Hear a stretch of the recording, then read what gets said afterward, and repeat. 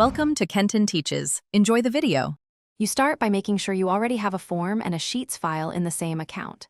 Once done, open your form and click Responses, then select Response Destination. Choose Create a new spreadsheet or select Existing to pick the exact sheet. This actually creates a Responses tab. Make sure you open the linked sheet to verify the headers, timestamp, and any question columns, and keep both tabs open. This direct link sends form answers straight into rows, which is why you set it up first. Now you manage how responses land and how they behave. You should rename the Sheet tab and freeze the header row so new rows append predictably.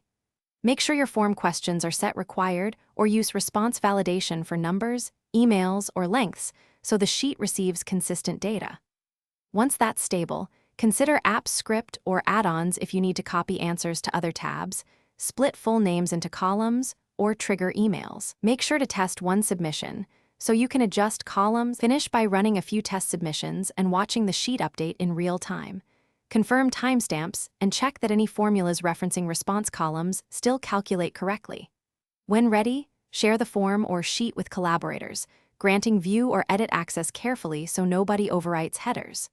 If something goes wrong, first try reselecting the response destination in the form or inspect sharing permissions. Missing write access is a common cause. Finally, enable notification rules or set up a script if you need alerts for new responses.